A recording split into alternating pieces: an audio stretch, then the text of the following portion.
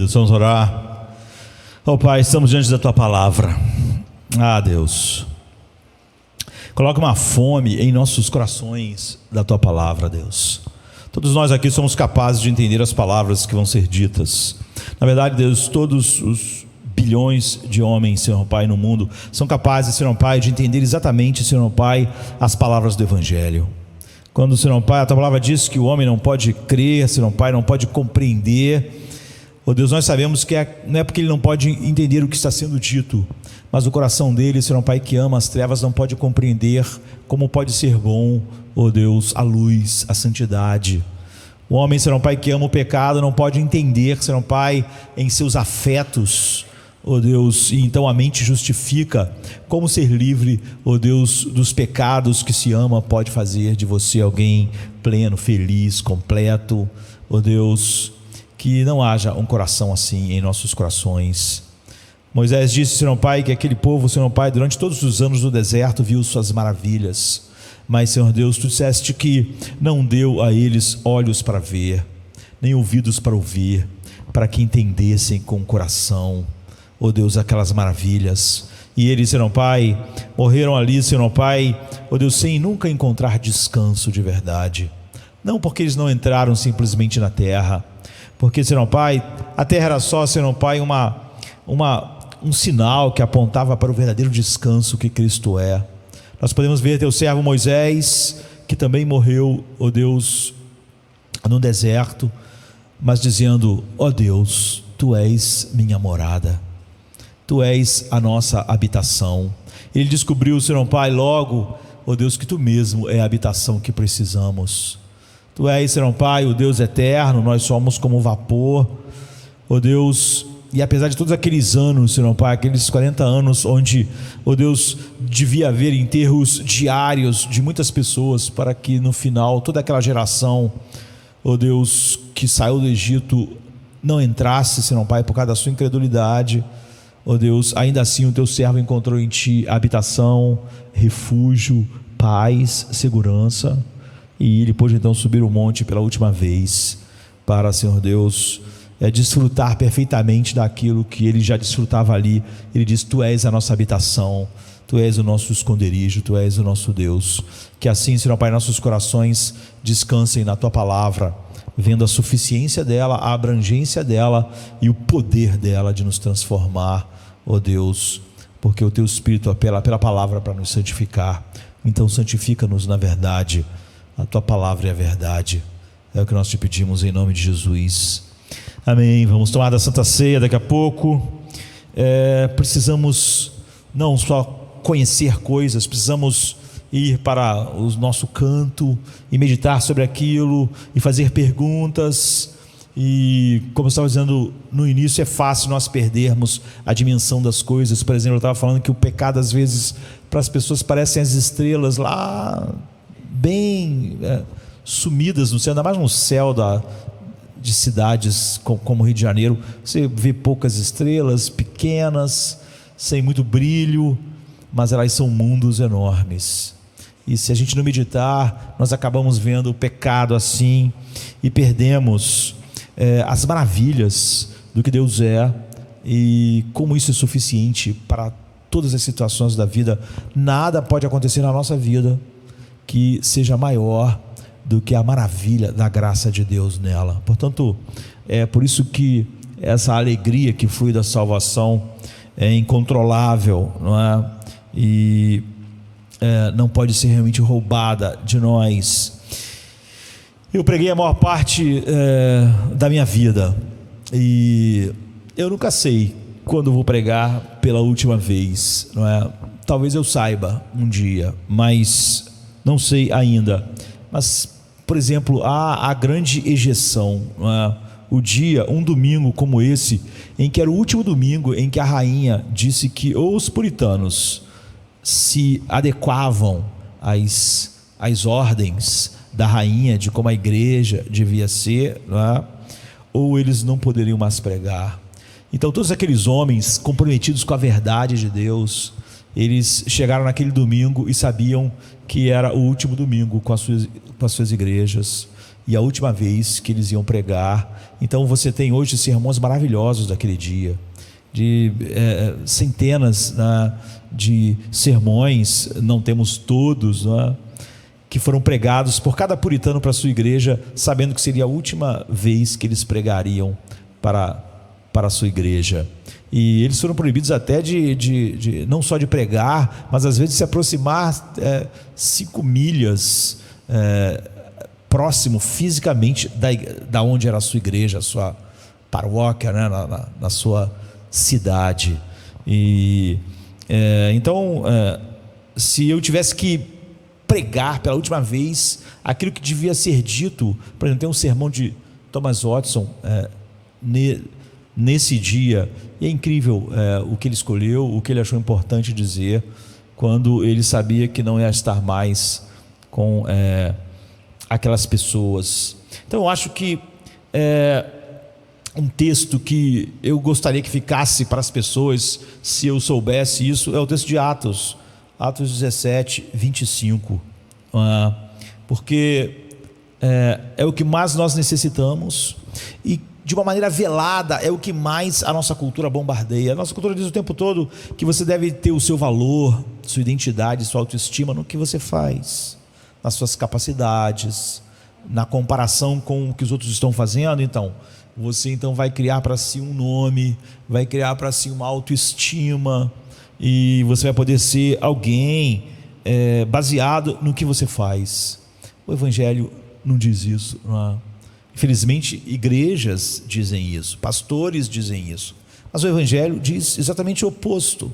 Às vezes nós não percebemos quão contrária é a onda, mesmo quando diz essas coisas agradáveis, quão contrário isso é a verdade de Deus. Então a gente pode ter com o ouvido, escutar a verdade, mas nossos corações podem estar na onda da nossa cultura.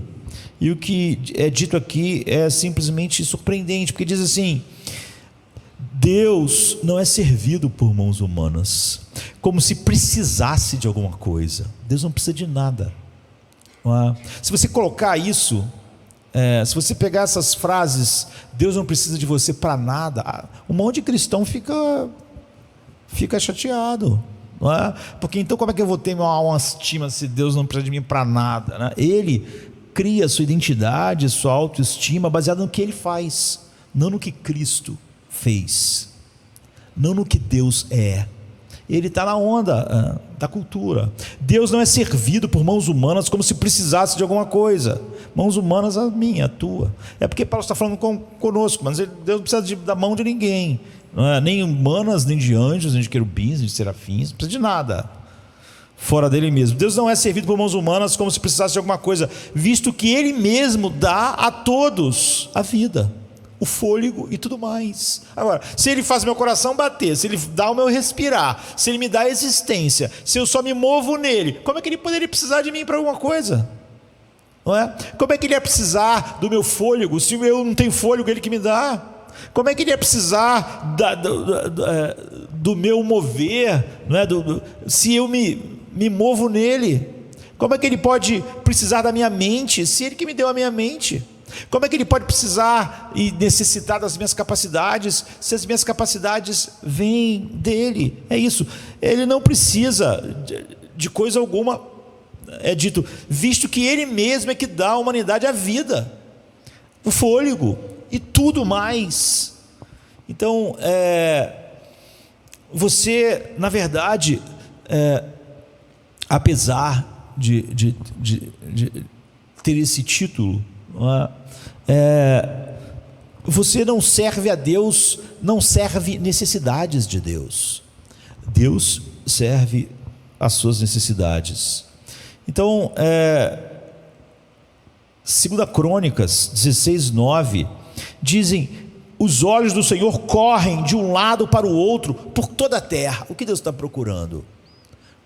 Porque quando olhos estão correndo, procurando, você precisa. Normalmente, quando a gente procura algo, é porque a gente precisa do que a gente procura, não é? E os olhos dele estão percorrendo toda a terra. O que ele está procurando? Para mostrar-se poderoso em favor daqueles cujo coração é reto ou sincero. para com ele. Ou seja, ele não está procurando alguém ou algo para fazer algo por ele. Você vê, ele está procurando por toda a terra para se mostrar forte, para mostrar seu poder, para mostrar sua glória. Os olhos do Senhor correm de um lado para o outro por toda a terra, para mostrar-se poderoso e não necessitado, para mostrar-se poderoso em favor daqueles cujo coração é reto ou sincero para com ele. Eles não estão procurando alguém para trabalhar, como se ele precisasse do trabalho de alguém, né? Procura-se, precisa. Ele é tão forte, tão autossuficiente, tão cheio de glória, tão transcendente, tão transbordante de poder infinito. E ele está procurando, então, onde está alguém que eu possa me mostrar forte, que eu possa mostrar a minha glória, sabe? O Salmo 50:15 diz: invoca-me no dia da angústia, eu te livrarei e tu me glorificarás. Pelo que Deus recebe a glória, ele diz: invoque a ele, você que tem necessidades, você que é um feixe de necessidades, você que não existe por um segundo sem o fôlego, a vida e tudo mais que flui das mãos de Deus. Deus não chama você quando precisa de ajuda. Deus não nos elegeu porque precisava de ajuda. Deus não nos chamou eficazmente porque precisava de ajuda. Você é que, realmente tendo um novo coração, clama por Ele, por ajuda, por misericórdia. E Ele aparece, Ele diz: invoca-me no dia da angústia, eu te livrarei. Ele aparece, faz maravilhas, como na cruz. Então você passa o resto da sua vida glorificando eternamente. Esse é o acordo. O acordo não fala nada sobre nenhuma necessidade de Deus, e nem que Ele precise de você para coisa alguma. Ele trabalha para você, você o glorifica. E ao glorificá-lo é só o reconhecimento do que Ele é, da sua glória, porque Ele não pode ter mais glória do que Ele tem, nem nós temos glória para dar a Deus. Quando falamos que damos a Ele a glória, estamos falando algo só declarativo, estamos falando que reconhecemos que Ele tem toda a glória, porque não temos nenhuma glória para dar a Ele. E você obtém o que? Obtém alegria, obtém ajuda. Ele recebe todo o crédito. Se há um evangelho que todo o crédito não vai para Deus, se há uma salvação que todo o crédito não vai para Deus, se há um arrependimento em mim, se há uma oração em mim, se há qualquer mover espiritual dentro do meu coração, que todo o crédito não vai para Deus, é falso, não é verdadeiro. Ele recebe a glória. Esse é o acordo. E eu já disse isso, eu costumava caminhar, não tenho feito isso mais, né? A gente agora pode caminhar em casa, em esteira ou em academia, e não é tão seguro como era antes andar ao entardecer, à noite, por qualquer lugar que vai dando na nossa cabeça. Mas há um pouco tempo atrás eu sempre estava caminhando de tarde, né, com Cláudia, e a gente andava vários quilômetros. A gente acabava fazendo, você pode até querer variar, mas a nossa mente é assim, né? A gente acaba fazendo o mesmo percurso sempre. E tinha uma empresa que a gente passava perto, de fundição, era grande assim, e a percepção que eu tinha é que sempre tinha gente, eles pegavam novos trabalhos e precisavam de mais pessoas, enfim, pessoas estavam saindo, né, que eles deixavam lá permanentemente: precisa-se de tal, precisa-se de não sei o que, precisa de ajudante, não sei o que, precisa de especialista, não sei o que, e já deixava lá assim. E aquilo devia ser, como eu disse, uma empresa grande, pegando serviços, e de repente precisava de mais gente para fazer, e estava sempre que a gente passava, estava assim, mas já porque era uma coisa muito contínua, eles colocavam uma coisa que eles colavam lá: não só um não vermelho aonde eles não estavam precisando. Então ficava assim, não precisa, não sei o quê, colava assim, não, e onde não estava o não, estava precisa-se de alguma coisa. Enfim, Deus nunca vai colocar uma placa assim. Você vê que aquela empresa era grande, era rica, mas ela precisava de um monte de gente. E se todas aquelas pessoas não estivessem lá, óbvio, elas também precisavam de trabalho, né? Mas aquela empresa grande, bem equipada, com trabalhos, com contratos, não ia poder fazer. Ela precisava de pessoas que trabalhavam em várias áreas. Precisava, ela botava lá, precisa-se. E quando ela não precisava, botava não precisa-se. Então, o que aquela empresa está dizendo, por maior que ela seja, as maiores empresas, é o seguinte: olha, eu não posso administrar minha loja se vocês não aparecerem. Você pode pegar o Elon Musk e o Twitter, ele vai dizer, eu não posso manter isso no ar se não tiver esse pessoal de TI, esses engenheiros, aquelas pessoas fazendo aquilo, aqueles programadores. Eu não posso. Apesar de ter bilhões, eu preciso de ajuda para que isso aqui funcione. Isso assim, em todos os lugares. Deus simplesmente nunca faz isso.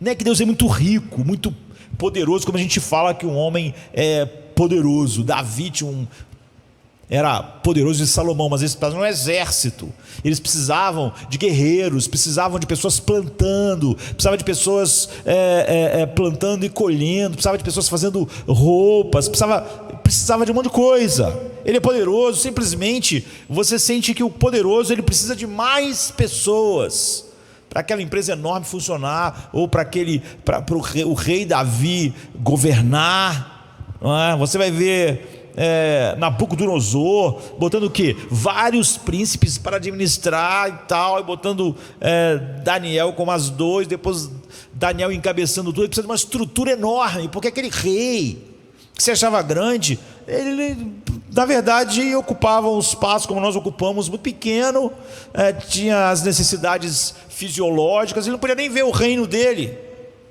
ele precisava de um monte de gente. Assim são empresas, reinos, mas Deus simplesmente nunca coloca uma placa assim. O evangelho nenhuma ajuda é necessária, mas ao mesmo tempo ajuda disponível. Eu ajudo, eu faço, tu me glorifica. E então você pode levar isso, quando você pensa no evangelho, era como se fosse ao contrário, né? Você passasse em frente à empresa, ou as grandes empresas, ou os grandes reinos, ele que dissesse, corresse atrás de você quando você passasse igual passava, e dissesse para você, eu tenho algo para dar a você, eu não preciso de nada, né? Não preciso de ninguém, mas eu tenho algo disponível, grande, maravilhoso. Essas coisas permanecem comigo o tempo todo, e isso guarda os nossos corações como eu disse, essa cultura que diz que a sua identidade, a sua autoestima é do que você faz, e não daquilo que Cristo fez, daquilo que Ele é.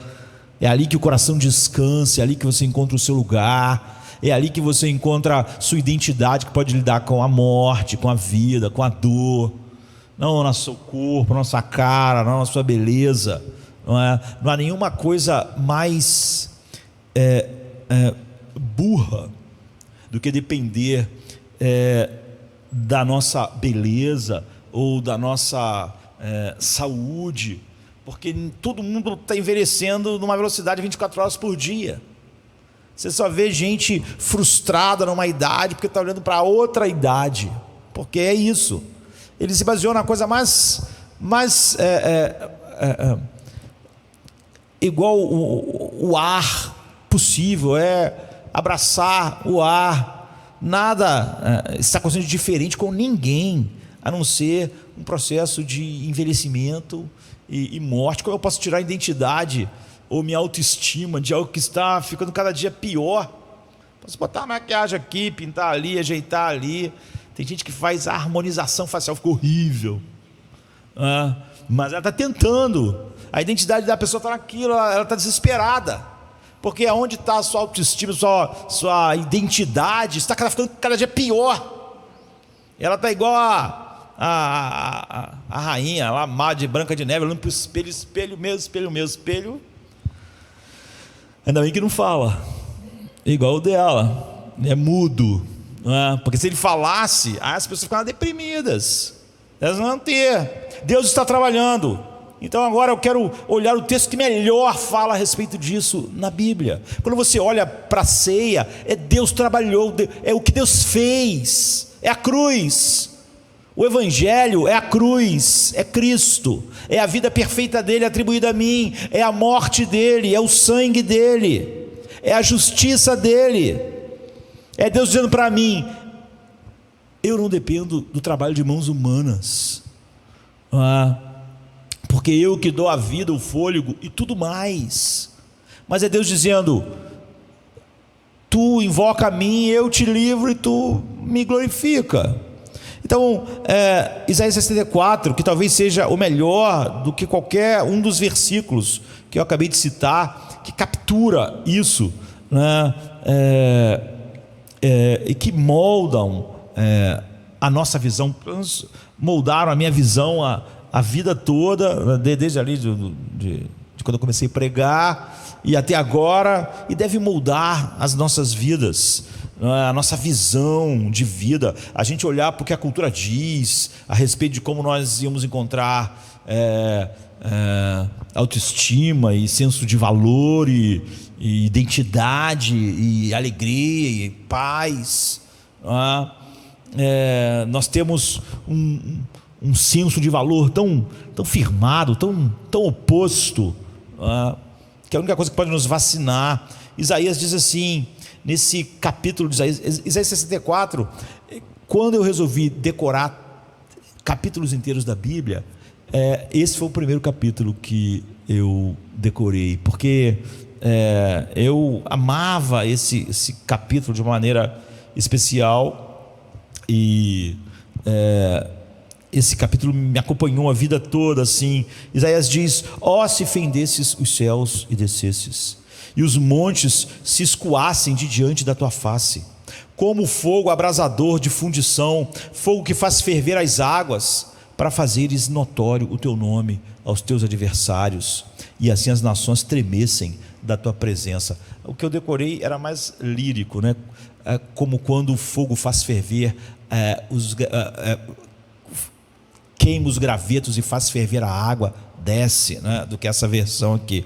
Então, quando fazias coisas terríveis que nunca esperávamos, descias e os montes se escoavam diante da tua face. Aí ele diz assim: porque desde a antiguidade não se ouviu, nem com ouvido se percebeu, nem com olhos se viu. Mais ou menos aquela mesma coisa que Paulo, só que Paulo vai dizer assim: aquilo que tu tens preparado para aqueles que o amam. Você vê que a estrutura é a mesma. Porque desde a antiguidade não se ouviu, nem com ouvido se percebeu, não com olhos se viu um Deus além de ti, que trabalha para aquele que nele espera. Isaías 64, de 1 a 4. Então, se eu pudesse acordar a minha família, se eu tivesse a capacidade de todo dia acordar a minha família, desde que eu casei, os filhos nasceram, anunciando em como devíamos viver o dia, eu acho que o versículo ideal seria o Salmo 20, verso 7, que diz: alguns confiam em carros e outros em cavalos, mas nós confiamos no nome do Senhor. Porque eu acho que cada família nesta igreja, e cada pessoa nessa igreja, deveria ter essa bandeira hasteada em sua vida, em todas as áreas da vida. E devíamos acordar de manhã lembrando: não confiamos em cavalos, não confiamos em carruagens, Você acha tudo isso antigo? Não confiamos na internet, não confiamos em nossa saúde, não confiamos em nossa inteligência, não confiamos em nosso trabalho, não confiamos em nossas mentes, confiamos no Senhor nosso Deus. Sozinho. Essa é a bandeira que eu acho que deveria pairar sobre cada família. Nossos filhos deviam ser saturados dessa realidade. E aqui está o motivo: Deus trabalha para aqueles que esperam por Ele. Isaías 64:4. E eu só quero, antes de cearmos, me deter nesse verso 4, e que isso seja aprofundado em nossos corações, que nossos filhos ouçam isso de manhã, quando acordam, quando vão dormir, que a nossa casa seja um lugar onde esse salmo esteja sempre continuamente sendo falado, meditado. Não confiamos em carros, em cavalos, não confiamos em nada, não confiamos na tecnologia, na sabedoria humana, no humanismo secular, não confiamos em nada, nós confiamos no nome do Senhor. Nós faremos menção só disso. Então o verso 4 diz: porque desde a antiguidade não se ouviu, nem com ouvido se percebeu, nem com olhos se viu um Deus além de ti, que trabalha para aqueles que nele espera. Então,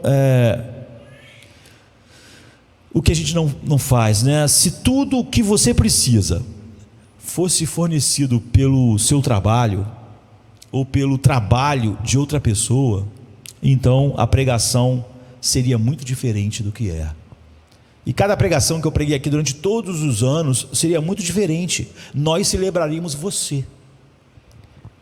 Se a sua salvação fosse fruto do que você faz, então nós cantaríamos a glória de você ter se salvado. Mas não cantamos. Se você percebeu, essa manhã só cantamos sobre Cristo, sobre o que Deus é e faz, porque em todas essas coisas só Ele que fez. Nós íamos celebrar os seus amigos que te ajudaram, íamos cantar hinos para os pastores que pregaram para você, íamos celebrar e cantar música para escritores que escreveram livros, todas as coisas e pessoas que você realmente precisa, não é? Isso é o que nós faríamos se a provisão de todas as coisas que você precisa viesse das pessoas, ou viesse de você. Eu pregaria então as pessoas, eu pregaria o humanismo secular. Se eu acreditasse que o que você faz pode te dar paz, eu pregaria. Se eu acreditasse que o que você faz pode te dar gozo inefável, agora e eternamente, então eu falaria sobre isso. Nós íamos cantar músicas sobre você, e talvez você se enchesse, saísse do culto cheio de uma autoestima, entre aspas, só para perceber amanhã que nós mentimos para você. Você não é capaz de dar o seu próprio fôlego de vida, não é? Você não é capaz de se ajudar. Então nós podemos fazer algumas perguntas. Você trabalhou para ser criado? Você fez alguma coisa que, como consequência, como pagamento, você foi criado? Você existiu? Nós estamos aqui, fizemos nossos olhos para que pudéssemos ver. Nós enxergamos porque nós construímos essa coisa chamada olho. Então nós temos o direito a ver, porque nós mesmos, com a nossa força, o nosso braço, criamos os nossos olhos. Então ontem eu estava comendo, vendo com a televisão ligada, enquanto eu escrevia, olhando para o iogurte que eu estava tomando e pensando: eu posso ver. Você já acordou e falou isso para você mesmo? Eu posso enxergar.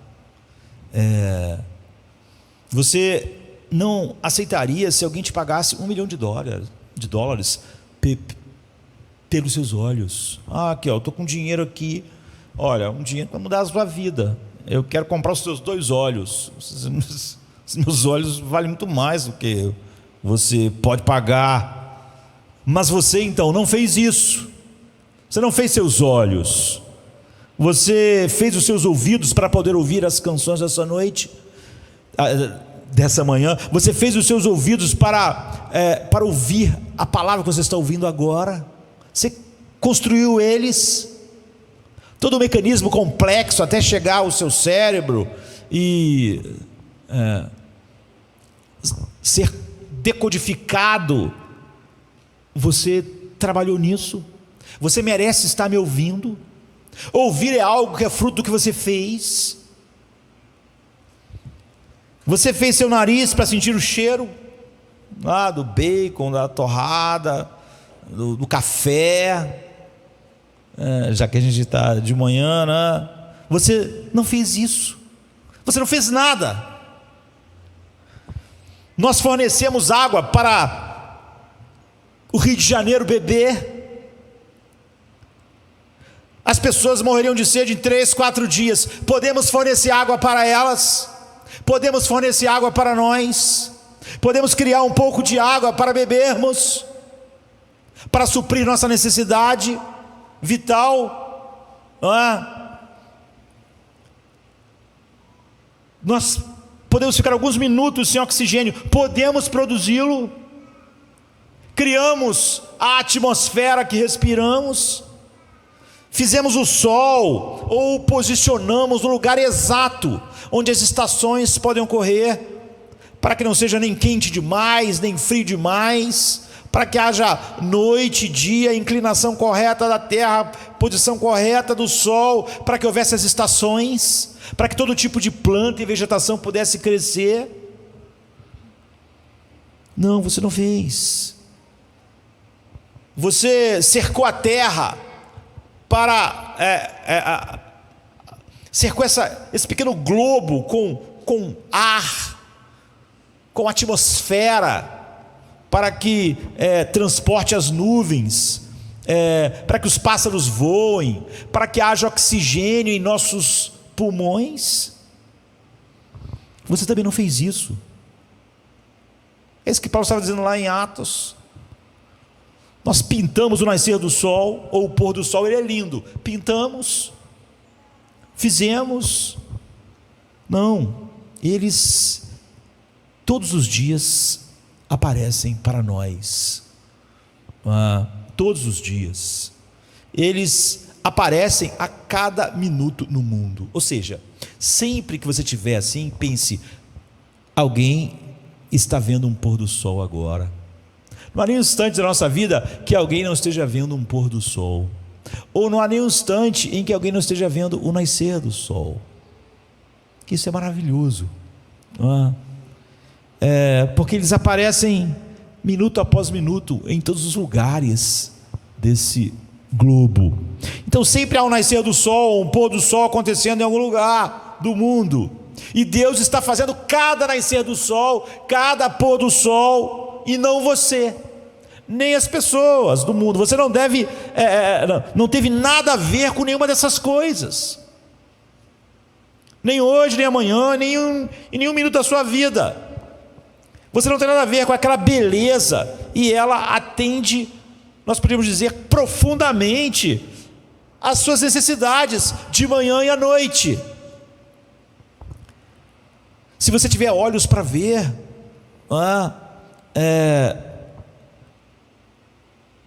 e se espantar, eu tenho olhos e eu vejo. Eu não fiz isso, não construí meus olhos. Quando morremos, nosso trabalho nos ajudará. Quando estivermos morrendo, nós vamos pedir para as pessoas trazerem nossos diplomas, nossas realizações. Vamos encontrar nossa identidade, autoestima em quê? Vamos querer ver mais um episódio, por último, do Netflix? Tornaremos possível que Deus nos equipe para lidarmos com o pecado e tire nosso medo, e nos faça descansar e ter paz nele, e no último momento dizer: terminei o bom combate. Não há nada que eu possa fazer para estar diante da morte assim. A nossa dor, a nossa culpa, como eu posso lidar com a minha culpa? Dizendo que eu não sou culpado? dizendo que o mundo inteiro é complicado, ruim, disfuncional, e eu sou uma pessoa maravilhosa que fico sofrendo as coisas nesse mundo horrível de pessoas assim. Podemos dar um novo corpo para nós, ou ressuscitar. Jesus disse: eu dou a minha vida e eu torno a pegá-la. Podemos dizer o mesmo? Podemos dizer: deixa eu lidar com a morte, com a minha grande autoestima, com o meu pensamento positivo.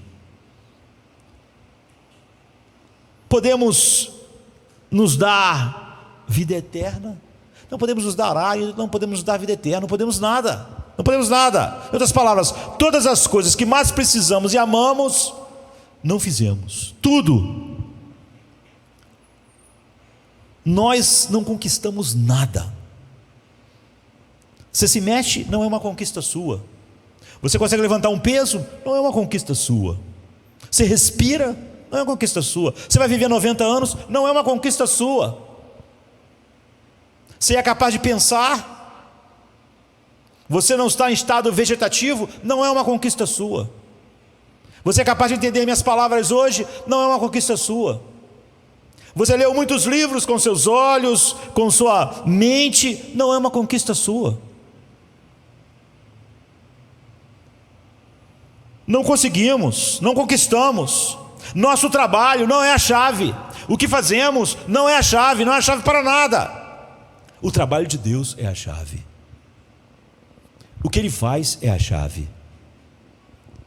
A verdade que quero deixar soando em nossos ouvidos é que Deus trabalha, como Isaías diz, por aqueles que esperam nele. Deus trabalha para todos. Deus está dando coisas a todos, mas só serve para a condenação delas. E está falando, Deus trabalha aqui no sentido final do shalom de Deus, da face de Deus, daquilo que a nossa alma realmente foi feita e onde ela pode descansar.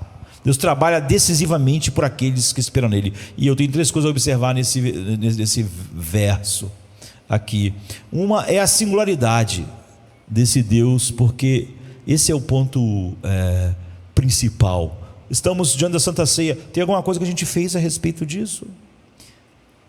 Em segundo lugar está a competência dele para trabalhar por aqueles que nele esperam. E terceiro, o que significa esperar por ele, porque diz que ele faz isso dessa maneira por aqueles que esperam nele. Não esperem mais nada, não confiem em mais nada, em si ou fora de si, a não ser em Deus. Não acham que podem dar algo a ele, pelo contrário, veem o que são, como Atos diz. Ele não é servido por mãos humanas como se precisasse de alguma coisa, porque ele mesmo é que dá a vida, a respiração e tudo mais. E esses são os 3 passos do verso. E primeiro, olhe para a singularidade do trabalho de Deus, que Isaías está dizendo. Olhe o versículo novamente e veja se você concorda com o foco de Isaías. Desde a antiguidade ninguém ouviu, nem percebeu com os ouvidos, nem olho viu um Deus além de ti, que trabalha por aqueles que nele esperam. Nenhum olho viu um Deus que age assim, porque não existe nenhum outro Deus.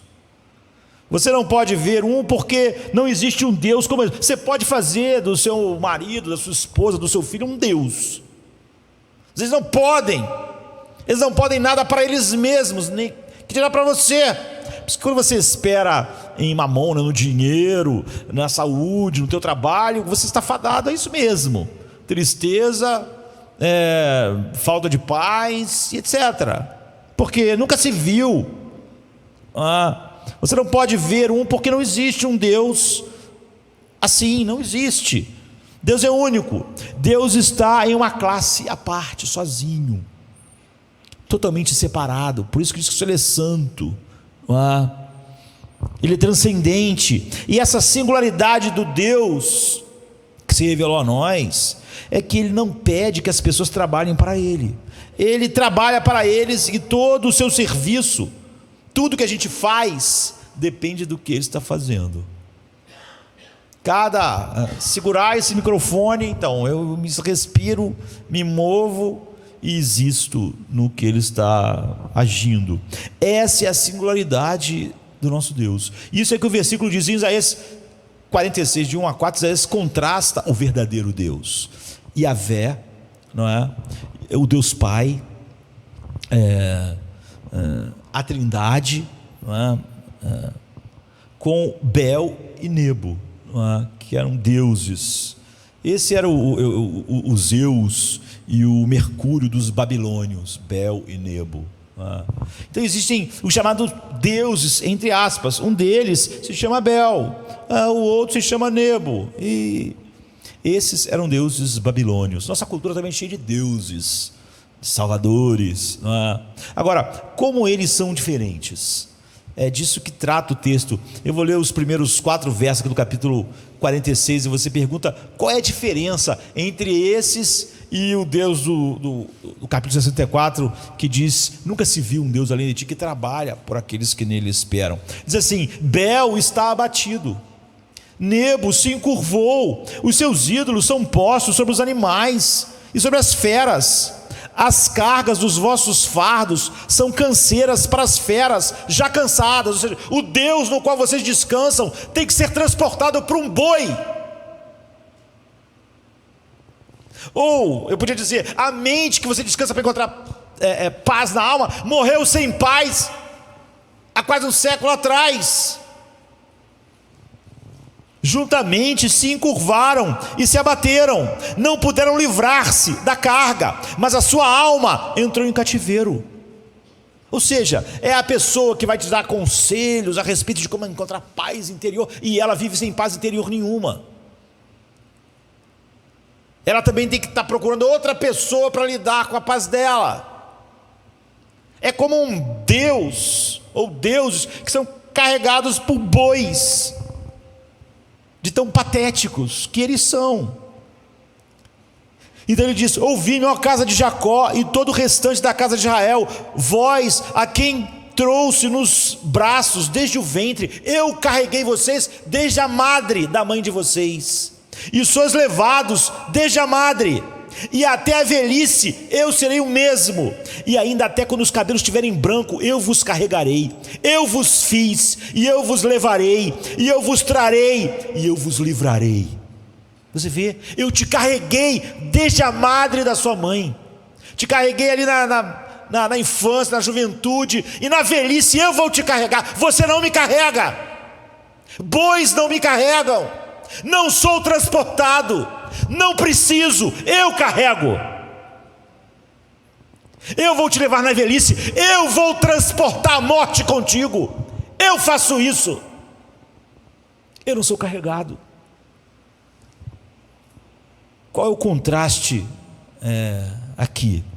Deixa-me dar a você novamente. Nós começamos no versículo 3: que carrego desde antes do teu nascimento. Antes.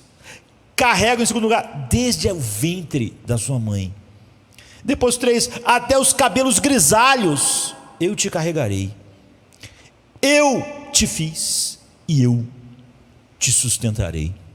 Eu te carregarei, eu te salvarei. Bel e Nebo, o que vocês estão fazendo? É a pergunta.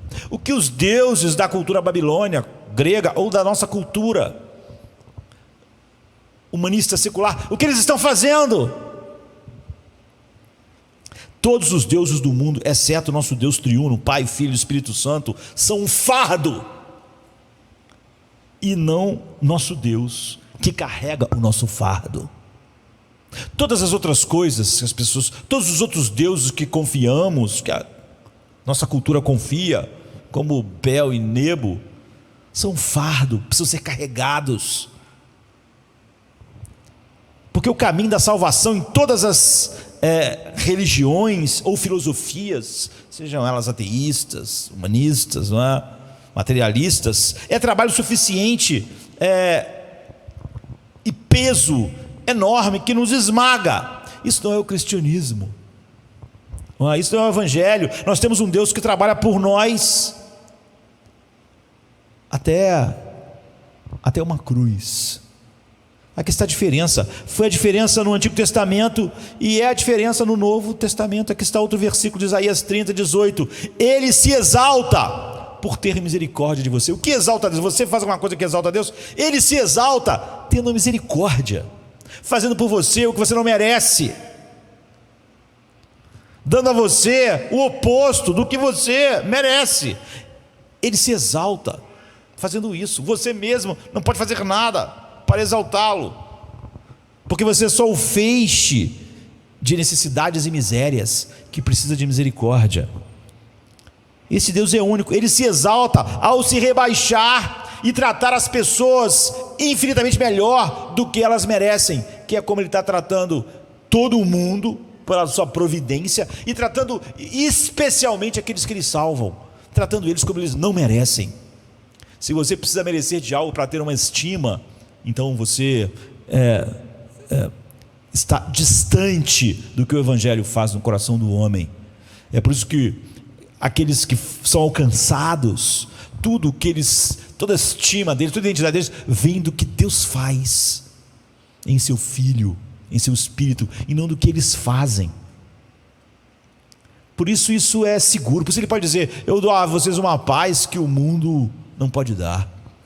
A parte que o mundo diz que você tem que dar um fardo, no final você está sem paz e massacrado por 1000 teorias que você usou, e mestres Bel e Nebo que você teve que carregar um fardo.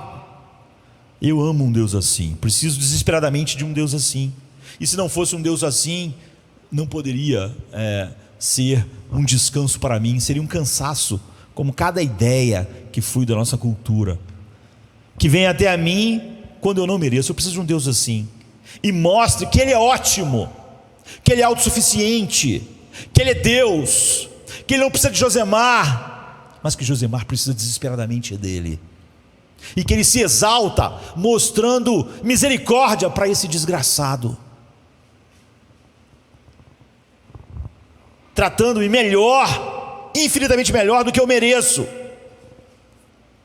Mas não se eu acho que meu coração lá no fundo é bom, e que eu possa realmente tirar um senso de identidade em alguma coisa que eu mesmo faço, ou confio em coisas, carruagens, cavalos, internet, minha mente, a mente dos outros, etc, etc.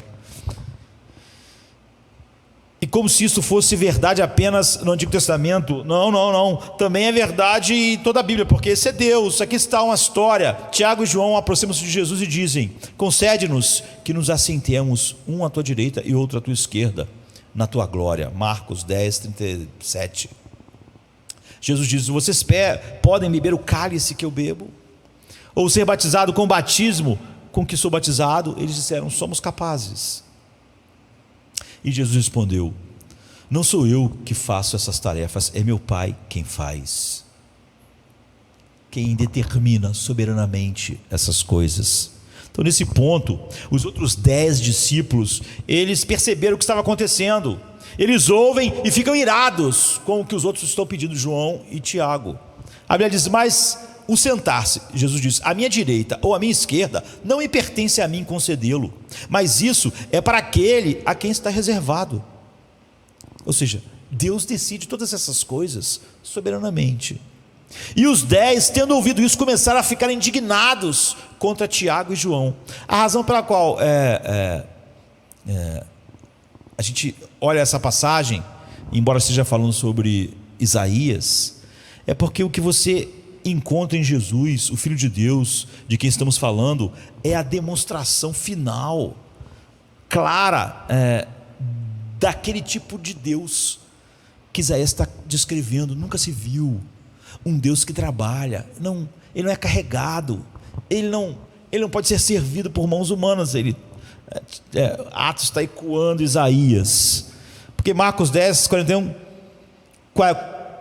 45 continua assim: e os 10, tendo ouvido isso, começaram a indignar-se contra Tiago e João. Mas Jesus, chamando-os a si, disse-lhes: sabeis que os que julgam ser príncipes dos gentios, eles se assenhoreiam e os seus grandes usam de autoridade sobre eles. Mas entre vós não será assim. Antes, qualquer que entre vós quiser ser grande, será vosso serviçal. E qualquer que dentre vós quiser ser o primeiro, será servo de todos. Porque o Filho do Homem também não veio para ser servido, mas para servir e dar a sua vida em resgate de muitos. O que ele está dizendo é o seguinte: vocês não podem me servir. Não vi o mundo ser servido por vocês. No céu eu não podia ser servido por vocês. Na terra não posso. Eu vim servir. Eu vim dar minha vida em resgate por muitos. Todo mundo sabe como ser grande nesse mundo. Ser grande nesse mundo é o seguinte: é você ter mais pessoas para dominar. Se você tem uma empresa e domina 5 pessoas, continue. Se você é grande e já está sobre 30 pessoas, está crescendo. Se você é pastor de tantas pessoas, tá bom. Jesus tem 12 discípulos, tá ruim. Se você tem uma empresa que tem 1000 pessoas sobre a sua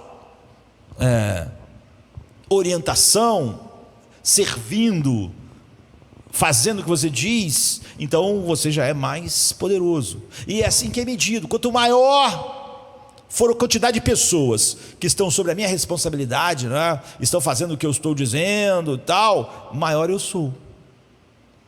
Então, quanto mais pessoas me servem, maior eu sou. E é isso que torna alguém grande nesse mundo. Eu tenho muitos funcionários, quanto maior tiver, maior eu sou. E eles fazem o que eu digo a eles para fazer. Isso só mostra que eu sou grande. Eu posso não ser o dono, mas tenho um cargo. Eu também. As pessoas vão tirar estima disso. Se eles têm um cargo que eles estão mandando sobre várias pessoas, eles se acham grandes. Essa é a ideia do mundo. O meu cargo, eu tenho um cargo na empresa lá, mas eu só mando em 2 pessoas, que eles fazem lá o que eu falo. Eu não tenho nada, tem que crescer. Eu estou mandando em 1000. Poxa, caramba, que sucesso, hein? Que coisa, assim é o mundo. Eles fazem o que eu digo, eles atendem às minhas necessidades, eles me servem. Eu sou bom, eu sou o cara. Isso é como o mundo vê. Jesus sabe que aqueles que são considerados governantes dos gentios dominam sobre eles, é o que ele diz. E os seus grandes exercem autoridade sobre eles. Mas não será assim entre vocês. Mas quem quiser ser grande entre vocês deverá ser seu servo. E quem quiser ser o primeiro entre vocês deverá ser escravo de todos. Porque até o Filho do Homem não veio para ser servido. Ele está dizendo o seguinte: eu não vim reunir pessoas porque eu preciso de 12 caras, 12 pescadores, coletor de impostos. Eu não preciso de uma igreja, não é questão de uma necessidade. Não sou o proprietário de uma plantação que, se não tiver ajuda, a fruta vai apodrecer lá no pé. Não vim para conseguir uma força de trabalho para que a vontade minha possa finalmente vencer no mundo, vencer no universo. Essa não é a minha grandeza. O Filho do Homem não veio para ser servido, mas para servir. Foi assim que Isaías 64 foi escrito, com sangue. Isaías escreveu com tinta. Nunca se viu um Deus que trabalha para aqueles que ele espera, um Deus que não precisa de nada. E agora em Jesus, essas mesmas coisas estão sendo escritas, não com tinta mais, mas com sangue. Quem já viu um Deus assim, que não só trabalha para quem espera por Ele, mas faz a obra mais difícil, faz tudo, enfrenta a morte, enfrenta a ira infinita de Deus? Quem já ouviu? A coisa mais dolorosa é o mais desprezado, o mais humilhado dos homens, o homem de dores. Crucificação. Me mostre. Venha até mim depois do culto e me nomeie qualquer salvador, qualquer Deus, qualquer libertador, qualquer pessoa, qualquer divindade que não tenha nenhuma necessidade, que tenha paz infinita. Não está me tentando ensinar uma fórmula da paz e ali ele daqui a meia hora pula do prédio. Não está escrevendo um livro sobre ser vencedor e daqui a pouco está deprimido. Não. Um Deus que não tem nenhuma necessidade. Somente o Evangelho tem um Deus que envia seu Filho ao mundo e diz: isso é o que ele quis dizer em Isaías 64: eu faço, eu salvo. Ou a gente viu ele dizendo: eu criei, eu te carrego desde o ventre da sua mãe, te carreguei na madre antes de você nascer, vou te carregar, e quando o cabelo estiver branco vou te carregar, e ao passar pela morte vou te carregar. Estou vindo para atendê-lo, vou dar minha vida para você, eu me engrandeço em mostrar misericórdia. Não há nada que você possa fazer para se salvar, nada que você possa fazer para trabalhar para mim, nenhuma necessidade minha você pode suprir. Eu não tenho necessidades, e você, eu dou fôlego, a vida e tudo mais. Eu farei tudo,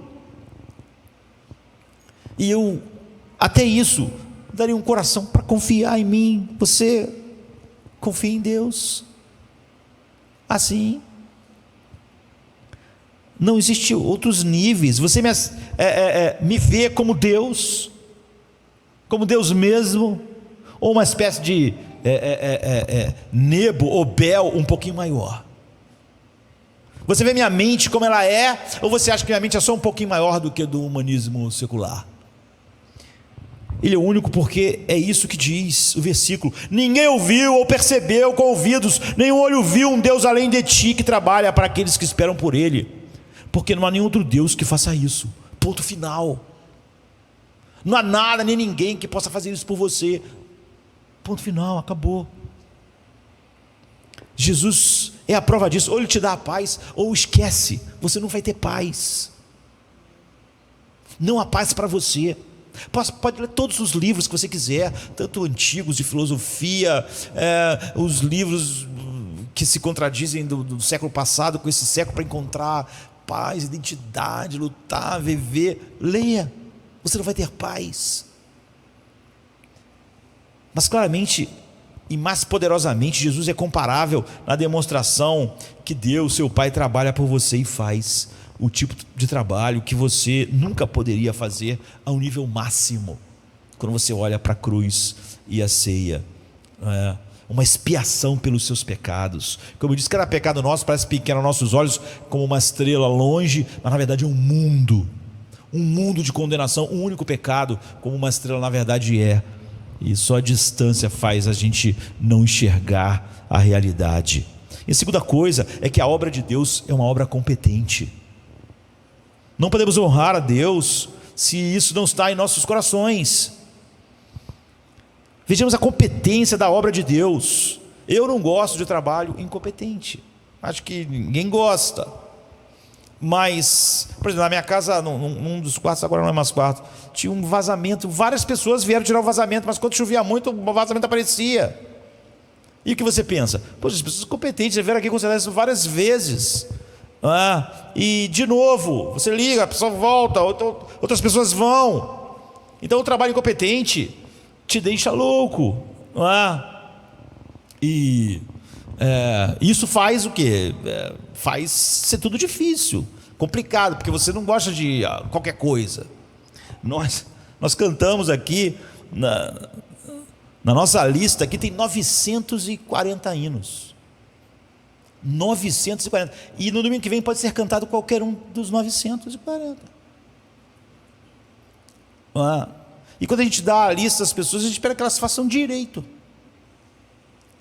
Minha esposa chegou um pé e falou assim: não quero mais cantar não, né? Muito ensaio, muito trabalho. Então, nós precisamos de trabalho, e trabalho competente, o que exige muito de nós, em todas as áreas, mas a gente não é o que devia ser.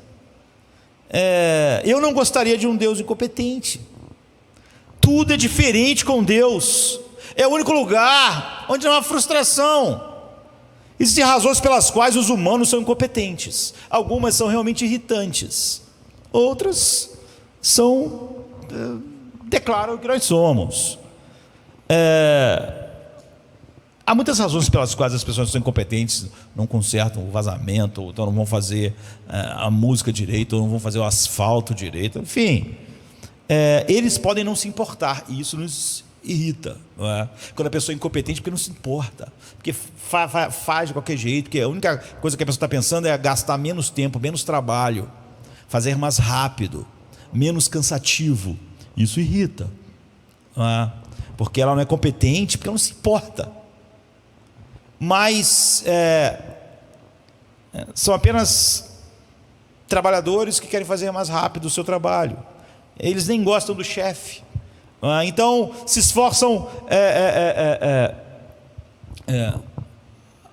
pouco, porque não tem zelo pelo nome da empresa, pelo que estão fazendo, por aquilo que vai ser apresentado às pessoas do seu trabalho. E também é irritante. Mas Deus, Ele nunca é incompetente, não é? Há pessoas que são incompetentes porque falta a ela capacidades. Se você mandar uma pessoa fazer algo que está além da sua capacidade, aí já não é uma questão de irritação. A pessoa não consegue fazer aquilo, está além do que ela pode. Você não devia mandar alguém, ou contratar alguém, ou colocar alguém no lugar para fazer algo que está além da sua capacidade. Então ela é incompetente para aquilo. E não é um defeito, assim, porque há coisas que você precisa fazer, precisa de competências, que não é uma questão só de um esforço e um zelo, não é? Mas Deus tem zelo pelo nome da empresa. Ele tem zelo pelo seu nome. Nós vimos no início eu falar aqui, Isaías 43, eu mesmo perdoo os teus pecados por amor do meu nome. Deus nunca é uma pessoa sem zelo, faz as coisas, você pode confiar no trabalho de Deus. Ele nunca faz as coisas assim, vou fazer aqui, tá bom, não merecem nada, então se eu der a eles qualquer coisa, tá bom, eles não merecem nada, merecem a minha ira. Não é assim que Deus faz. Ele vai salvar, então olhe para a cruz. Ele vai dar um pôr do sol, não merece, mas olha como é lindo. Ele vai deixar nós termos o ar, olha como é maravilhoso para os nossos pulmões, para o pássaro voando, para o avião passando. Ele tem zelo em tudo, e infinitamente você vê isso mais na cruz. Deus é zeloso pelo seu nome, o nome da empresa, né, chamada Deus. Por amor do meu nome, eu perdoo as tuas iniquidades. É um zelo infinito. Ele nunca se permitirá fazer nada além da perfeição. Quando salva e quando mostra a sua justiça. Outra razão pela qual as pessoas são incompetentes é porque lhes falta sabedoria e conhecimento. Elas fazem o seu melhor, elas simplesmente não sabem o suficiente. Deus sempre sabe tudo, então não pode ser incompetente, porque Ele sabe tudo. Você não precisa, quando você consulta o médico, você fica pensando, o médico tem essa opinião, ele é especialista, mas tem outros especialistas. Eu vou perguntar eu também, para garantir. 3 médicos. Isso quer dizer que eu vou conseguir a resposta perfeita? Não, ainda com 3, pelo menos eu fui prudente. Peguei a opinião desse, peguei desse. Antes de fazer algo grande, uma intervenção mais séria, vou querer saber a opinião de mais de um médico. Eu vou abrir o teu peito. Não, eu quero a opinião de outra pessoa. Não vou deixar eu abrir meu peito só porque ele acha que é o peito, que ele é abridor de peito e ganha dinheiro abrindo o peito. Vai abrir meu peito? Peraí, eu quero saber a opinião de outra pessoa, outros especialistas, para me saber se isso realmente for necessário. Mas Deus sabe tudo. Eu não preciso, quando Deus fala sobre a minha alma, sobre a minha paz, sobre a minha vida, eu não preciso da opinião de outro especialista. Não preciso. Quando Deus fala sobre qualquer coisa na vida, eu não preciso, porque Ele sabe tudo. Algumas pessoas não são incompetentes porque não sabem tudo. Elas não têm como saber tudo o que acontece no corpo humano. mas Deus sabe tudo. A terceira razão pela qual as pessoas são incompetentes é porque elas não têm força suficiente. Elas até sabem o que precisa ser feito. Você vê médicos às vezes falar para as pessoas assim: olha, fizemos tudo que era possível, fizemos tudo que a nossa força podia fazer, mas na verdade a gente é incompetente, a gente não tem força para dar vida a alguém. Então a gente fez aqui, esse aqui estava passando a mesma coisa, e esse também a gente fez a mesma coisa, um morreu, um viveu. A gente não tem força, não tem poder suficiente. Podem ter coração, empatia, ter zelo pelo nome da empresa, podem saber tudo que precisam saber, todas as regras, toda a teoria, mas seus braços não são fortes o suficiente, não há poder, eles não são capazes. Não são capazes. Deus é infinitamente capaz. Deus nunca vai dizer para você: fiz o que pude, agora chegou o meu limite. Eu tenho forças, mas tudo tem um limite, né? Minha força também tem um limite. Não, Deus é competente, porque além de saber tudo, Ele tem uma força infinita para fazer. Diz: operando eu, quem impedirá? Eu declaro o fim desde o início, a minha vontade será feita. Você vê? Em outras palavras, todas as razões pelas quais as coisas são feitas de maneira incompetente nunca se aplicam a Deus. Nunca se aplicam a Deus. Toda a obra de Deus é perfeita. Ele é Deus. Isso é o que significa ser Deus. Ser Deus é isso. Eu sou Deus e não há outro. Eu sou Deus e não há ninguém como eu, declarando o fim desde o princípio e desde os tempos antigos as coisas que ainda não aconteceram, dizendo: minha vontade permanecerá de pé e eu cumprirei todo o meu propósito. Não há forças, não há poderes contra mim. Você vê, Deus não sabe o futuro porque Ele é um vidente, é porque Ele está fazendo o que Ele quer. Ele sabe como vai terminar, não porque Ele tem a bola de cristal, mas porque Ele determinou o fim. E quem vai impedir? Desde os tempos antigos eu anuncio o fim, porque eu sou um vidente? Não, porque a minha vontade permanecerá de pé e eu cumprirei todo o meu plano, todo o meu propósito. É por isso que eu anuncio o fim desde o princípio, porque eu estou fazendo ele acontecer. Eu não olho para o futuro para saber o que vai acontecer. O futuro é o que eu determinei. Eu farei toda a minha vontade. Então eu anuncio o fim desde o princípio. Deus nunca deixa de realizar tudo o que Ele se propõe a fazer. Seu trabalho é sempre totalmente competente, bem executado, na hora certa. Ele ama a empresa, né? Por amor do meu nome. Você pode apostar a sua vida nisso. Você pode apostar a sua eternidade nisso. Você apostaria a sua eternidade em alguma coisa? Em algum livro? Em algum Bel? Em algum Nebo? Em algum mestre do humanismo secular? Você apostaria a sua vida? Apostaria a sua eternidade?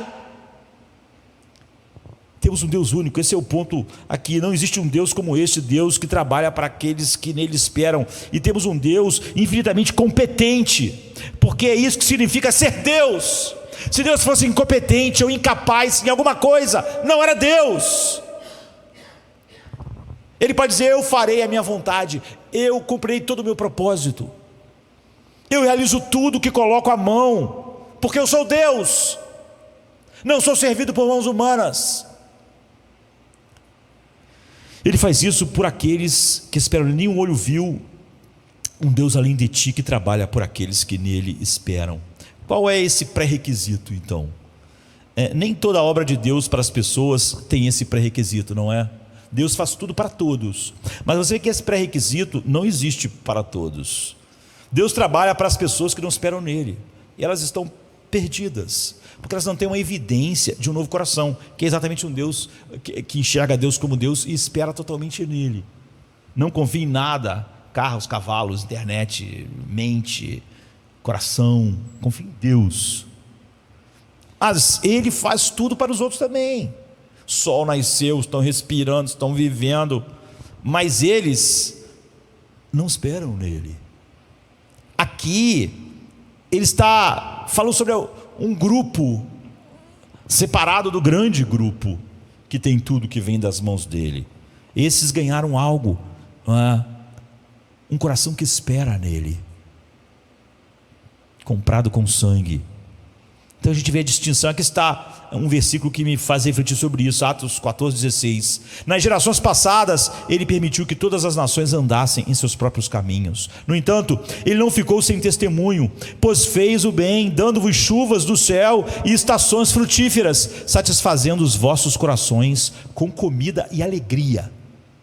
Agora, pense nisso, não está falando dos cristãos, ele está falando que o pouco de alegria que o homem pode ter fora de Cristo, a mãe não se alegra no seu filho, é Deus que está dando, senão nem aquilo ela vai poder ter. Só miséria, queridos. Quando Deus tirar a sua mão finalmente, não há nenhuma alegria no coração do homem, é só escuridão. Se uma mãe pode sentir a alegria de amar uma criança, Deus está fazendo aquilo. Aquela alegria é uma dádiva de Deus como o sol. Se você pode se alegrar em qualquer coisa no mundo, então, pois fez bem, dando-vos chuvas do céu e estações frutíferas, satisfazendo os vossos corações. O que? Está falando da humanidade, com comida, sustento e com alegria. Se você pode comemorar o aniversário da sua filha, do seu pai, da sua mãe, você pode ter família, ter a alegria da família, a alegria de amizades, Deus está dando isso. Estas são para pessoas que nem o conhecem e nem o amam. Isso é chamado de graça comum. Não é que ele dá a sua vida. Cada coisa que ainda é algo alegre, que torna a vida suportável, então é Deus que está dando. E não só o sol, mas a alegria que a pessoa pode sentir com o sol no seu corpo, com o mar, é Deus que está dando. A sensação, o sentimento também, não só as coisas, mas o desfrute daquelas coisas. Graça comum está olhando para a área metropolitana da cidade do Rio de Janeiro. O sol nasceu sobre essa cidade, hoje não nasceu. Há pessoas que estão se alegrando vendo um jogo de futebol, tomando um banho de mar. Então, é Deus. Está dando o mar e está dando a alegria delas em desfrutar daquilo. A maioria deles não dá a mínima para Deus. Ele fez isso por essa cidade hoje. Imagina a culpa dessa cidade hoje. Imagina a culpa do Rio de Janeiro hoje. Deus fez isso pelo Rio de Janeiro. E Ele fez isso 10.000 vezes milhões de vezes no mundo hoje. Essa é a graça comum. Deus trabalha para as pessoas que não amam e dá a elas não só alimento, mas a alegria que elas ainda desfrutam. Mas não é disso que esse versículo está falando. Está falando, esse versículo fala sobre um tipo diferente de trabalho de Deus. Um tipo de trabalho que Deus faz apenas para aqueles que lhe deu um coração que esperam somente nele e não nas coisas que Ele fez. Nenhum olho viu um Deus além de ti que trabalha de maneira especial, salvando, ajudando, fortalecendo, preservando, adotando, fazendo perseverar, salvando, reconciliando, espiando, preservando, dando alegria, não a paz que o mundo ainda pode colher aqui e ali, fátua, mas a própria paz dele, dando vida eterna para aqueles que esperam nele. Então faça uma pausa e ore quando você olhar para lugares assim como Isaías. A graça, a grande questão aqui, quando pensamos no que Deus faz, na sua graça, é o que nós temos que pensar todo dia o que significa esperar em Deus. Não podemos falar sobre isso hoje, mas há essa coisa especial que Ele está fazendo só por aqueles que Ele deu um coração que esperam somente nele, em mais nada. Em Isaías, esperar por Deus geralmente implicava que o povo estava em apuros e precisava esperar que Deus trabalhasse, em vez de correr para o Egito, em vez de correr logo pensando numa solução que não contém Deus. Em Isaías 31:1 diz: ai daqueles que descem ao Egito em busca de ajuda e confiam nos cavalos, que confiam nos carros, porque são muitos, e nos cavaleiros, porque são muito fortes, mas não olham para o Santo de Israel, nem consultam o Senhor. O primeiro significado de esperar no Senhor que a gente vê aqui é que seu primeiro reflexo nunca é o Egito. Você sente que você tem necessidades, o primeiro reflexo nunca é o que o ser humano falou a respeito disso. Nunca é o Egito. Você nunca confia no braço humano, na força humana. Esperar em Deus é ter aquele impulso de um coração que em todas as coisas a primeira coisa que ele pensa é Deus. Como Ele me firma, como Ele me sustenta nessa situação, como Ele opera. Nem carros, não cavalos, nem cavaleiros, mas Deus. O que devo fazer? Deus me ajude, Deus me mostre. Eu preciso de Ti. Isso é esperar em Deus. Não esperar é como um reflexo natural do homem, que quando ele tem um negócio ele só pensa, o dinheiro vai resolver isso, aquilo lá vai resolver isso, aquilo lá vai resolver, aquele outro livro vai resolver, aquela ideia vai resolver. Esse é o reflexo do homem que não espera em Deus. Ele corre para o Egito. Qualquer coisa que amedronte ele, pode ser psicológica, física, vida, morte, a primeira coisa que ele pensa é correr para o Egito. É a primeira ideia, eles são fortes. Ele não tem. Os que esperam em Deus, o primeiro impulso dele é Deus. É Deus que nos sustenta. Ele diz: não temas, eu estou contigo. Não temas, eu não te desampararei. Eu te fortaleço, eu te ajudo, eu te sustento com a minha destra fiel. Esperar em Deus é quando o teu primeiro reflexo vai para Ele. Você não corre para o Egito. Eu sei como consertar isso. É o impulso do homem natural. Eu sei como resolver esse problema no meu coração. Eu sei como fazer isso. Eu sei o livro que vai me ajudar a resolver isso aqui. Vou consertar isso rapidamente. Então você acorda uma hora depois, uma semana depois, da mesma situação que o mundo inteiro, e diz: eu nunca consultei Deus. Ele nunca foi o meu primeiro reflexo. Em nada. Eu nunca falei com Ele, não orei de verdade. Eu nunca perguntei. Eu apenas fiz o que pensei e queria consertar. Isso não é esperar em Deus. Aí depois, quando todos os recursos, todas as coisas que eu pensei que eram maravilhosas não funcionam, vou dar uma chance para Deus. Não acho Ele tão sábio, mas a sabedoria dos outros não está ajudando. A sabedoria do mundo secular não está me ajudando. Eu tenho que dar uma chance para Deus mesmo. Isso não é esperar em Deus. Uma das razões pelas quais perdemos grande parte do envolvimento divino em nossas vidas, de várias maneiras notáveis, é que simplesmente nós já descartamos Deus desde o início. Nosso primeiro impulso não foi Ele, foi outras coisas. Nós vamos direto atrás dos nossos planos, atrás da ideia que o mundo tem a respeito das coisas, nossos próprios projetos sobre como resolver o problema em nossa vida, e não ficamos com a cara no chão e demoramos lá quietos. Como Ele diz: aquietai-vos e sabei que o Senhor é Deus. Não fazemos isso. Corremos para o Egito. Algumas decisões que você deve tomar rapidamente. Você pode dizer para mim: você não tem 3 dias para orar. Se você ler o livro de Neemias, você fica espantado, porque ele sabe do que aconteceu em Jerusalém no capítulo 1. Aí ele ora a respeito daquilo. Aí ele vai, depois que ele orou muito, ele vai diante do rei. Você ficou o reflexo de Neemias, o reflexo do homem que espera em Deus. Ele vai diante do rei não para falar nada sobre aquilo, ele vai trabalhar, porque ele que era o cara que dava o copo de vinho na mão do rei.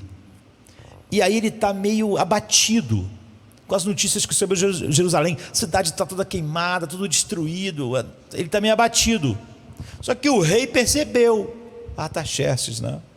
Ele percebeu. Neemias todo dia entregava, ficava ali o dia inteiro, entrega a taça do rei e tal, aquela coisa toda. Ele era o copeiro do rei. E aí o rei notou: o que está acontecendo? Por que você está com a cara assim? E Neemias pensou: estou perdido, né? Eu não devo trazer meus problemas. O rei percebeu que eu estou abatido, estou perdido. Aí, mas agora o rei perguntou, ele tinha que dizer. Ele falou: não, porque a cidade a minha cidade, a cidade dos meus pais, Jerusalém está queimada. E o rei pergunta: o que você quer que eu faça? Você vê, ele tem que dar uma resposta. E agora? Ele não estava pensando nisso, ele só foi para lá, estava um pouco abatido. Ninguém ia imaginar que o rei ia perguntar algo a ele. Mas ele tinha passado o capítulo 1 orando a Deus. Então a Bíblia diz algo incrível, porque diz assim que o rei pergunta a ele: o que é? O que você quer que eu faça? Então ele diz: então eu orei a Deus e respondi. Na mesma hora, entre a pergunta do rei e a resposta que ele tinha que dar ao rei, ele disse que orou a Deus. Como assim? O que você quer que eu faça? Olha, ele já tinha orado. Esse era o reflexo dele, mas porque ele estava orando antes. O que ele fez? Aquela oração ali foi a jato: Senhor, me ajuda. Senhor, deixa eu falar a coisa certa para o rei. Foi a oração dele, ele orou. Ele disse: então eu orei ao meu Deus e respondi. Ali na hora, cara a cara. Mas esse é o seu reflexo. Você ora bastante, então quando acontecem as coisas inesperadas, você pode fazer esse tipo de oração, porque isso está ligado à sua vida de oração. E o seu reflexo será na mesma hora. O rei perguntou: o que vai fazer? Senhor, me ajuda, me dá. É isso. Então, esse não é um impulso natural, não é um impulso natural do coração de Josemar, não é automático. Você tem que, Deus te dá um novo coração, e você tem que colocar o seu coração sobre a verdade de Deus e meditar sobre ela, de dia e de noite, como a palavra diz, porque essas coisas não são automáticas. O que isso mostra é que você pode andar com Deus. Isso não é automático em mim. Então o que isso mostra? Que você pode andar com Deus 50 anos da sua vida, e isso não é automático. Você gosta de pensar que se você fez algo e pregou algo e acreditou em algo por tempo suficiente, todos os teus impulsos iam ser controlados por isso, ia ser bem automático. Mas Satanás é muito real, e minha carne ainda é muito corrupta, e esta era no nosso mundo está nos pressionando continuamente em seu molde e caminhada, em que eu acredite em coisas que não é Deus como meu socorro. E eu estou apenas encorajando você, tanto quanto puder, onde quer que esteja em sua peregrinação. Nós estamos em lugares diferentes, apesar de estarmos juntos, a formar esse hábito. Você tem que fazer isso diariamente. Você tem que se aquietar, tem que ouvir, senão você automaticamente não vai correr para Deus, não vai ser esse reflexo, esse não é automático. Se você não está se enchendo de verdades como essa de Isaías, aqui 64, de Atos 17, você vai começar a acreditar que a sua identidade vem do que você faz, que Deus realmente de alguma maneira precisa de você para alguma coisa. E quando alguma coisa acontecer, você sempre vai pensar no Egito antes de, não vai ser o reflexo. Deus trabalha para aqueles que esperam por Ele, e esse é o primeiro significado: esperar por Ele. Agora tem muita mais coisa que não podemos ver hoje, mas você vê, esse é Deus. Se você tomar da Santa Ceia, você está dizendo: esse é o Deus, esse é o trabalho de Deus, e tudo que eu faço é sempre Deus trabalhando. Você vê, até a alegria que o ímpio pode sentir, ele que tem que dar. Imagine alegrias espirituais, um deleite em seu filho, nele mesmo. Todas as coisas, ele me carrega. Ele não é como um Bel, Nebo, não é como os deuses da cultura. Eu não carrego ele, porque nunca se viu um Deus além de ti, que trabalha para aqueles que nele esperam. Ou Atos, Deus não precisa ser servido por mãos humanas como se dependesse de alguma coisa, pois Ele dá a todos vida, respiração e tudo mais. Mas para nós Ele deu Jesus.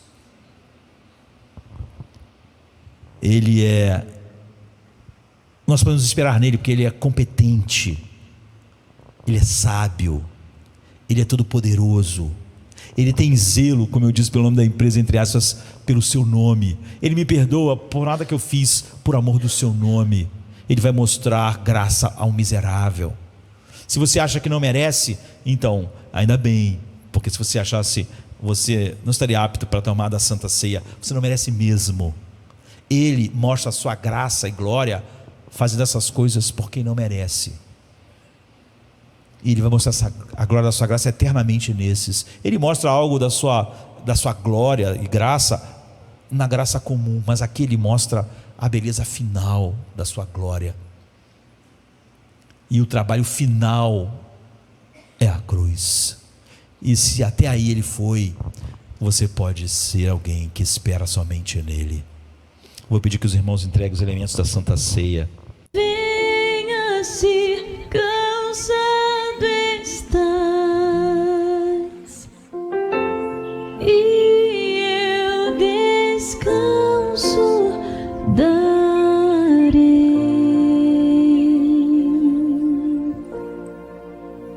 Tu descansarás.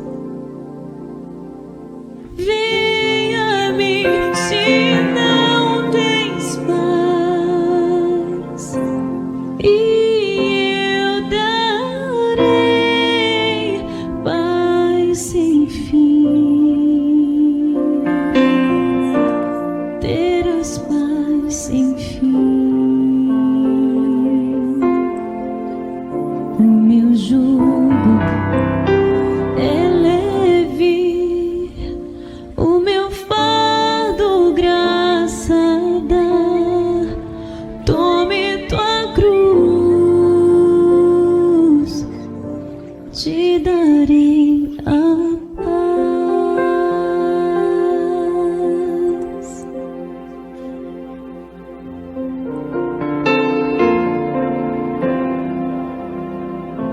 Venha o aflito e lhe darei paz. Minha paz darei.